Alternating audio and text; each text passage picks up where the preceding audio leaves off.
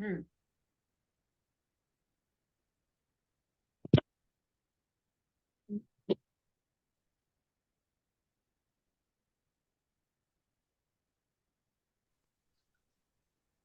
हाँ, क्या बात चल रही थी हमारी? जीव अजीव के पर्याय और हाँ सहयोगी अयोगी। हाँ, ठीक है। तो संयोग, अब इनको संयोगी क्यों, किसको कहा और क्यों कहा?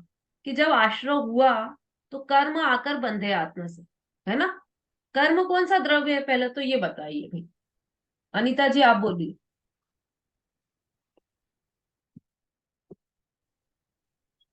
कर्म जी हाँ उद्गल है मैडम। हाँ, वेरी गुड। कर्म पुद्गल द्रव्य, और जीव तो जीव द्रव्य है।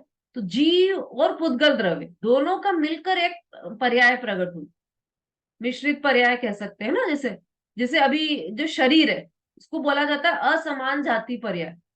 तो ये सेम द्रव्य का पर्याय नहीं है ये। जो शरीर है, अभी जो पर्याय मनुष्य पर्याय, वह क्या है? असमान जाति पर्याय।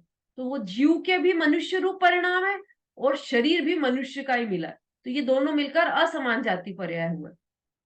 इसी तरह से ये आश्रय हुआ, तो आश्रय में कर्म भी आए और जीव के परिणाम भी मोह राग द्वेष रूप हुए। दोनों कार्य एक साथ हुए, वो आश्रय कहलाया।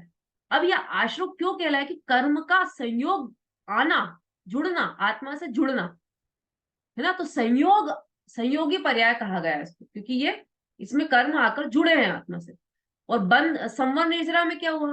कि जो कर्म थे वो आत्मा से आना रुक गए, या फिर जो पहले से बंधे थे वो निकल कर बाहर चले गए, उनकी निर्जरा हुई। तो इसमें वियोग हो रहा है, कर्म का संयोग नहीं हो रहा है, वियोग हो रहा है। तो इसलिए इनको वियोगी अवस्थाएं कहा। किसको कहा वियोगी अवस्था? संवर, निर्जरा और मोक्ष।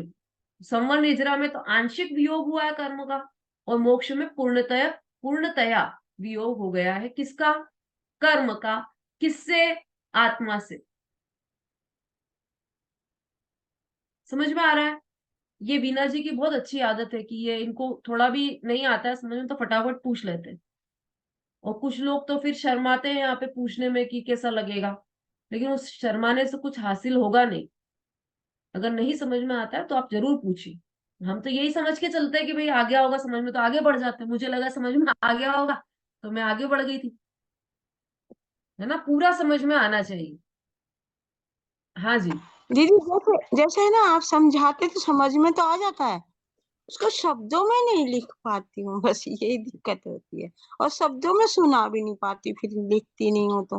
महत्व नहीं मतलब है उसका, न तो सुनाने का महत्व है, न लिखने का महत्व। महत्व सिर्फ समझने का है। अगर समझ में आ रहा है आपको हाँ, तो बहुत अच्छी बात हाँ समझ में आ रहा है। है ना? ठीक है, और उसको आप अपने शब्दों में भी लिखोगे तो नंबर पूरे मिलेंगे। ऐसा नहीं कि यही भाषा होनी चाहिए। चलिए, तो अब हमने ये देखा कि संयोगी और वियोगी अवस्थाएं, आश्रय, बंध, संवर, निर्जरा और मोक्ष। ये कर्म किसकी किसकी संयोगी और वियोगी अवस्था है? हम्म। अरे भाई यार,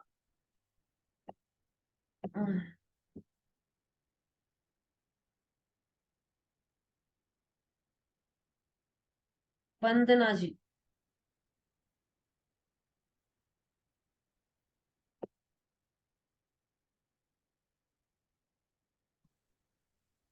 जैष्णो दीदी। हाँ जी।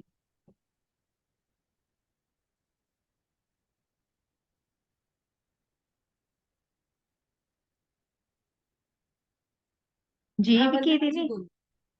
हाँ, लिख पा रहे हैं आप? जी। हाँ, अब ये बताइए एक्चुअल कि, में आज ही मैंने ज्वाइन किया है, काफी टाइम से मैं ज्वाइन भी नहीं कर रही थी। जो पिछला पढ़ा है ना वो मैंने पढ़ा नहीं है एक्चुअल में।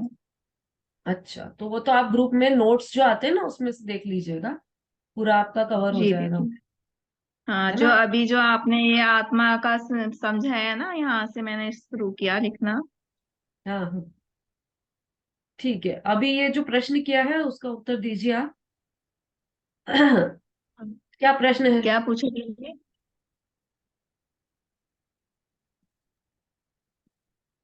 चलो भैया, किसकी ये संयोगी प्रश्न बहुत, अवस्था है? हाँ हाँ, बोलिए बोलिए। जीव की संयोग अवस्था। हम्म तो ये किसकी अवस्था है? संयोगी और ये वियोगी जो तो अवस्थाएं बताइए यहाँ पर, वो किसकी है? हाँ, ये द्रव्य की। कौन से द्रव्य की? जीव द्रव्य। ठीक है, विमलेश जी बोलिए। हाँ दीदी, जीव और अजीव द्रव की संयोगी और हाँ वियोगी पर्याय है दीदी। हाँ, बिल्कुल सही। जीव और अजीव द्रव्य दोनों की, है ना, ये ध्यान में रखना है आपको, क्योंकि हम द्रव्य कर्म भाव कर्म दोनों की बात कर रहे हैं ना यहाँ पर। द्रव्य संवर, भाव संवर, द्रव्य आश्रव, भाव आश्रव। तो ये दोनों अवस्थाएं, तो एक तो जीव की है, एक पुद्गल की। इसलिए यहाँ पर ये जो संयोगी और वियोगी अवस्थाएं कहा गया है, वह जीव और अजीव दोनों की है। ठीक है, ये सबको ध्यान में रखना है। मेरा भी थोड़ा गला खराब है ना, तो मैं ज्यादा नहीं बोल पाऊंगी, इसलिए आप उपयोग यहीं पर रखकर सुनिए सभी लोग। कोशिश तो कर रही हूँ मैं बोलने की, बार बोलने में थोड़ी दिक्कत है। चलिए, अभी अपन ने, हाँ, भाव, भाव पुण्य और द्रव्य पुण्य, ये मैं रिपीट कर रही हूँ। आघात, चलो इसको और सरल करके, आप लोग जिसने लिखा है वो भैया हैंड रेस कर दीजिए, वही बोल लीजिए।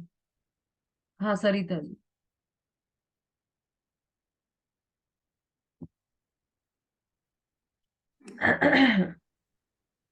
भाव पुण्य पुण्य प्रकृतियों के बनने में आत्मा के जो दया दान आदि शुभ भाव निमित्त हैं, वे शुभ भाव भाव पुण्य हैं। और द्रव्य पुण्य भाव पुण्य के निमित्त से जो पुण्य प्रकृतियां बनती हैं, वे द्रव्य पुण्य हैं। भाव ठीक। पाप, हाँ, भाव पाप लिख लिया क्या आपने? जी आपने लिखा है ना दीदी? हाँ, बोलिए। थोड़ा लिखा, अरे एक थोड़ा सा बचा है। आत्मा हम्म के जिन मोह देश और अशुभ राग रूप भावों से पाप प्रकृतियां रूप, इतना ही लिखाया है अभी आपने। हाँ, लिख लीजिए, फिर दोनों को एक साथ समझ लेंगे। पाप प्रकृतियों रूप द्रव्य पाप का बंध होता है,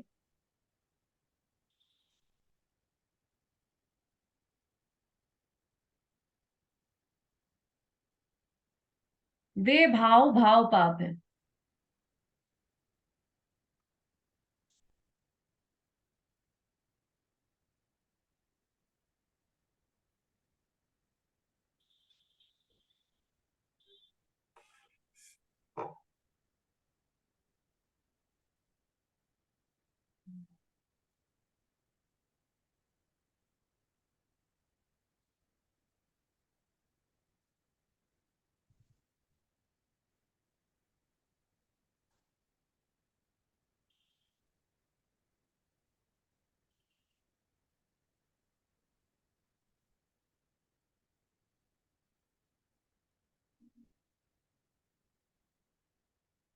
क्या लिखा?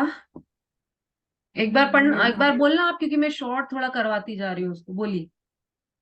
भाव पाप आत्मा के जिन मोह देश और अशुभ राग रूप भावों से पाप प्रकृतियां रूप द्रव्य पाप का बंध होता है, वे भाव पाप भाव हैं, भाव पाप हैं। हाँ, वे भाव भाव पाप, ठीक है।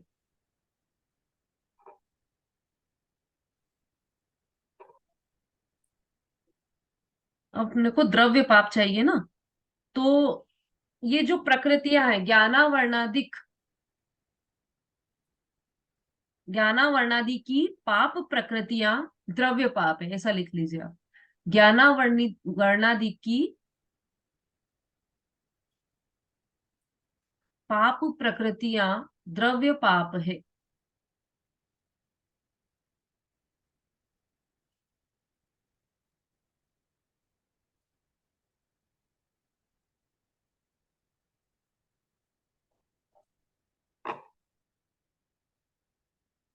अब इसको देख लीजिए। भाव पुण्य, द्रव्य पुण्य, भाव पाप, द्रव्य पाप। अब पहले, सबसे पहले भाव पाप ले लेते हैं अपन। आत्मा के जिन मोह राग द्वेष, मोह और द्वेष और अशुभ राग रूप भावों से घाती कर्म, सॉरी, पाप प्रकृति रूप द्रव्य पाप का बंध होता है, यही लिखा ना आपने? मतलब जो पाप के परिणाम है हमारे, तो वो क्या क्या हुए? मोह भी पाप है, द्वेष भी पाप है, और राग कौन सा? जो अशुभ राग है ना। राग दो प्रकार का, शुभ राग और अशुभ राग। तो जो शुभ राग है वो तो जाएगा पुण्य के खाते में, और जो अशुभ राग है, मतलब समझ लीजिए कि जैसे घर गृहस्थी वालों से प्रेम है, पति से प्रेम, पुत्र से प्रेम, पत्नी से प्रेम, बच्चों से प्रेम, ये सब किसमें? ये राग किसमें जाएगा? ये सब अशुभ राग। और देव शास्त्र गुरु के प्रति जो प्रेम है वह शुभ राग। दोनों ही प्रेम है, दोनों ही राग है। पर जो परिवार वालों से प्रेम है वह तो है अशुभ राग, और जो देवशास्त्र गुरु के प्रति, जिनवाणी के प्रति प्रेम है, भगवान के प्रति प्रेम है, वह है शुभ राग। मंदिर के प्रति प्रेम हुआ तो वह शुभ राग होगा। तो ये जो अशुभ राग है वह उन मतलब अशुभ जो भाव है, अशुभ राग है, उनसे जिन प्रकृतियों का बंध होता है, जो कर्म आकर चिपकते हैं आत्मा से, वह सब पाप प्रकृतियां कहलाती। ठीक है, वही द्रव्य पाप है। उन भावों को तो भाव पाप कहा, और उन भावों के निमित्त से जो कर्म आकर बंधे वो द्रव्य पाप है। इतना सा सरल है, कठिन मत समझना संगीता जी। इसको यदि कठिन लगे तो इसको और सरल आप बोलना कि हमको सरल कर दीजिए, तो और सरल करके समझाएंगे। ठीक है, मैं कोशिश कर रही हूँ कि सरल से सरल होकर समझाए, और वास्तव में तो ये सरल ही है, पर चूंकि हम परिचित नहीं है ना इससे, इसलिए हमको ऐसा लगता है कि ये कठिन। बहुत सरल बात है। हमने पाप रूप जो परिणाम किए, हिंसा, झूठ, चोरी, कुशील के परिणाम किए, वो सब क्या है? पाप है, भाव पाप है। और उन पाप भावों के कारण जो कर्म प्रकृतियां आकर हमसे चिपकी, आत्मा से कर्म बंधे, वो क्या कहलाए? द्रव्य पाप, द्रव्य। है ना। भाव पाप और द्रव्य पाप ये हो गए। इसका अपोजिट ले लो आप, पुण्य। तो जो परिणाम, जिन परिणामों से हमें प्रशस्त मतलब शुभ राग हुआ, क्या लिखा है आपने उसमें? पुण्य प्रकृतियों के बंधन में। हाँ, जो दया दानादिक जो शुभ परिणाम है, दया के परिणाम हुए। किसी गरीब को देखा और दया आ गई, अरे नहीं नहीं, उसके तो हाथ पैर भी नहीं है, तो अपने पास जितना भी खाने का सामान है ये दे दो, पैसे दे दो। खैर आजकल तो समझदार हो गए लोग, पैसे तो कोई देता नहीं है ना। सब समझदार विवेक से काम लेते हैं। तो भोजन देते हैं अपन, तो पैसे तो देते नहीं। तो भोजन दे दिया, दया आ गई किसी को तो भोजन दे दिया। ये जो दया के परिणाम हुए, यह शुभ राग है, शुभ राग कहलाता है ये, या इसे कहें कि पुण्य भाव। और इन भावों से क्या हुआ? इन भावों से मोक्ष नहीं होगा, इन भावों से भी कर्म ही बंधेंगे, मुक्ति नहीं होगी। क्या बात कर रहे हो? हम तो 5 लोग खड़े थे, 5 लोगों में से 4 लोगों ने तो मना कर दिया भिखारी को कि जाओ भागो यहाँ से, कुछ नहीं, ये पैसे वैसे कुछ नहीं मिलेगा। और हमने तो इतनी दया की, हमने तो उससे ये पूछा कि भाई तुम्हारे घर में कौन कौन है, सबके लिए लेके जाओ। इतनी हमको तो दया आ रही थी उसको देख के। तो उनको भी कर्म बंधे और हमको भी कर्म बंधे, दोनों में कोई अंतर नहीं रहा। जिसने दया नहीं दिखाई, जिसने झिड़क दिया उसको, उसको भी कर्म बंध गए। और जिसने प्यार से उसको अपने पास बिठाया, भोजन करवाया, अच्छा सुस्वादु पौष्टिक भोजन करवाया, उसको जूस पिलवाया, उसको भी कर्म बंद हो गए। दोनों में दोनों को ही कर्म बंद हो रहे हैं कि नहीं हो रहे? बोलिए वीना जी। दीदी कर्म बंद तो हो रहे हैं, लेकिन जहाँ ये कहा है ना दया दान, ये पुण्य बंद तो हुआ, पाप बंद तो नहीं हुआ ना। ठीक है, पुण्य बंद हुआ, पाप बंद तो नहीं हुआ ना। तो हमने क्या किया? अनादि से यही सोचकर संतुष्ट हो गए कि उन लोगों ने तो पाप बांधा है, हमने तो पुण्य बांधा। परिणाम क्या हुआ? पुण्य बांधा चाहे पाप बांधा, है तो दोनों में कॉमन शब्द बांधना ही ना। चाहे लोहे की बेड़ी से बांधा हो तुमको, लोहे की जेल में डाल दिया हो, या सोने की जेल बना के उसमें डाल दिया हो, दोनों में बंधन है ना। बंधना तो नहीं चाहेंगे ना हम।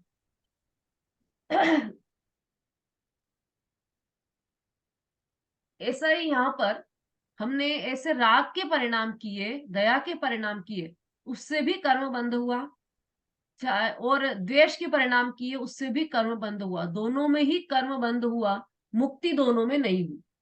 तो मुक्ति के लिए क्या करना तो वो हमने मोक्ष की परिभाषा में देखा है। भाव को साफ करना है, सुखाना है। बोलिए।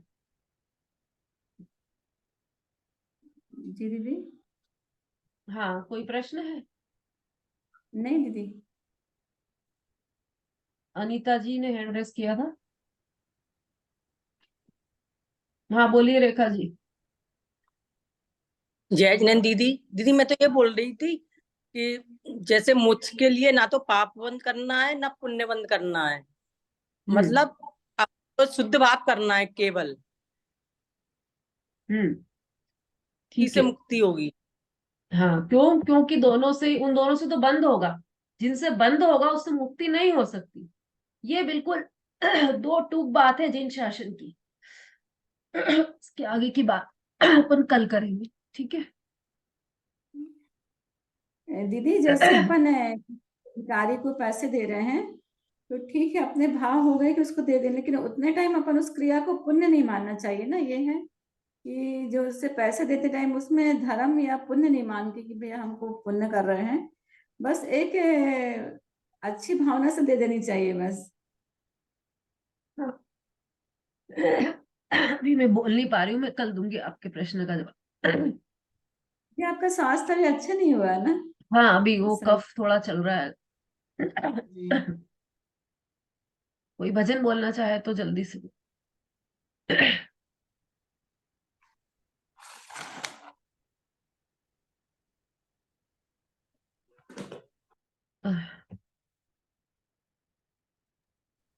दीदी अभी अस्वस्थ हैं आप, तो अभी रहने दीजिए ना, थोड़ा पहले अच्छी तरह से ठीक हो जाइए, उसके बाद ले लेंगे।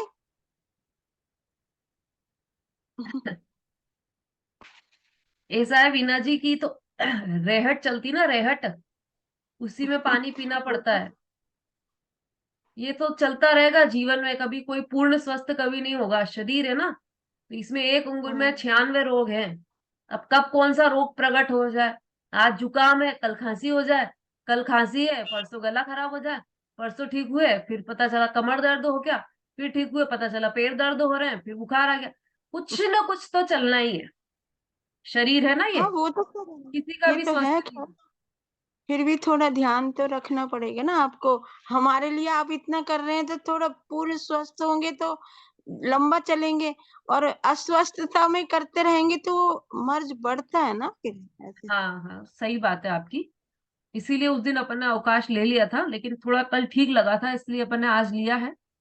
वो बोलने में कफ का प्रॉब्लम है, बाकी सब ठीक है अब। हाँ अब आप लोग चिंता मत कीजिए, स्वास्थ्य ठीक है अब मेरा। चलिए यही विराम लेते हैं अपन। वाणी के ज्ञान से सूझे लोकालोक, सो वाणी मस्तक नमो सदा देत हूँ। बोलिए जिनवाणी माता की जय। जय हिंद धर्म की जय हो। सभी को जय जिनेन्द्र। जय जिनेन्द्र। जय जिनेन्द्र। जय जिनेन्द्र सभी को। जय जिनेन्द्र। जय जिनेन्द्र। जय जिनेन्द्र। जय जिनेन्द्र।